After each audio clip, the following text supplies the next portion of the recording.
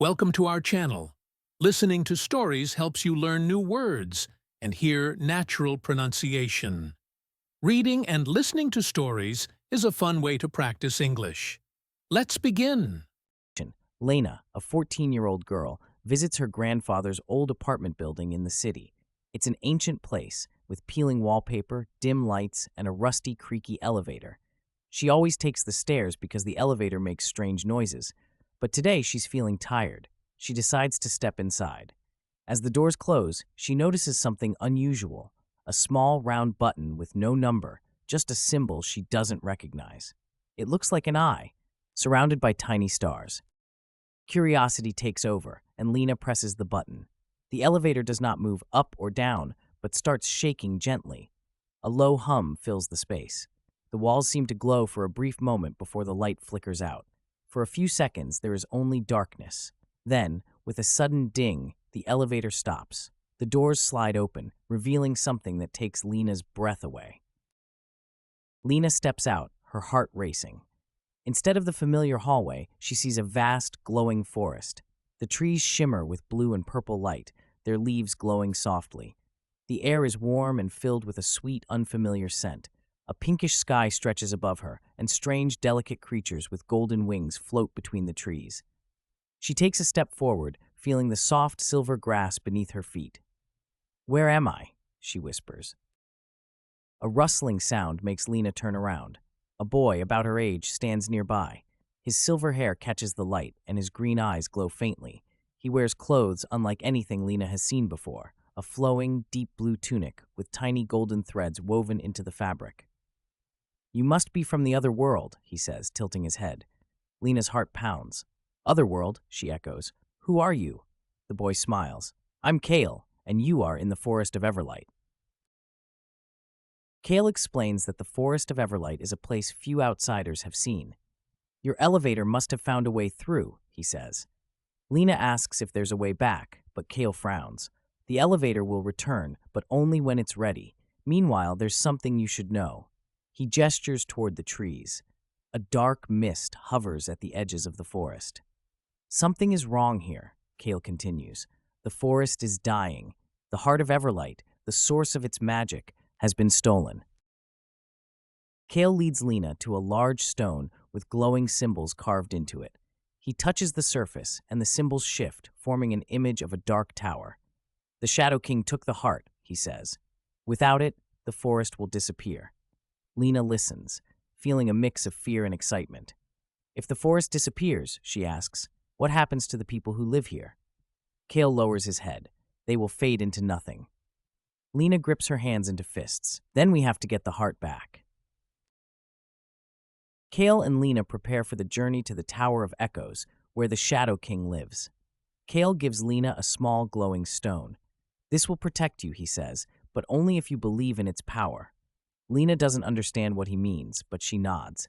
As they leave the forest, the land changes. The trees become twisted and dark. The air is colder. Strange whispers seem to follow them. "The Shadow King's magic is strong here," Kale warns. "Stay close." At the base of the Tower of Echoes, a huge stone guardian blocks their path. Its eyes glow with fire as it speaks in a deep, rumbling voice. "Only those who answer my riddle may pass." The guardian's voice echoes in the air. "I speak without a mouth and hear without ears. What am I?" Lena's mind races. The answer comes to her like a whisper. "An echo," she says. The guardian nods and steps aside, allowing them to enter the tower. The Tower of Echoes is dark and silent. The air is thick with shadows that seem to move. "Stay close," Kale whispers. They walk up a winding staircase, their footsteps echoing. At the top, they find a large door covered in strange symbols. Kale touches it, and the door creaks open. Inside, the Shadow King waits. He is tall, cloaked in black mist, his red eyes glowing like fire. In his hands, he holds the heart of Everlight, pulsing with dim light.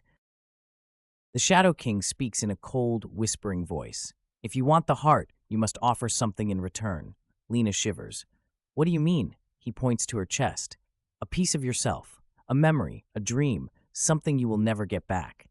Lena hesitates. She remembers her grandmother's necklace, the only thing left from her. Taking a deep breath, she removes it and places it before the Shadow King. This is my most precious memory. The Shadow King examines it, then nods. You have given something real. Take the heart and go. As Lena and Kale leave the tower, the forest begins to heal. The trees regain their glow, and the mist fades. The creatures return, their golden wings shining once more.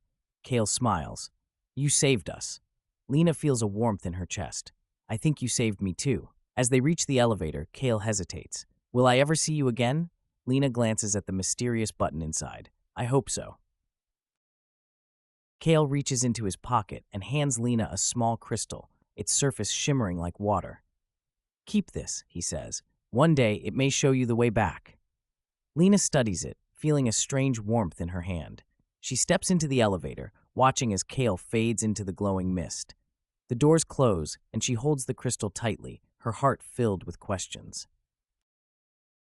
The elevator moves with a familiar hum, but when the doors open, Lena doesn't immediately recognize the hallway.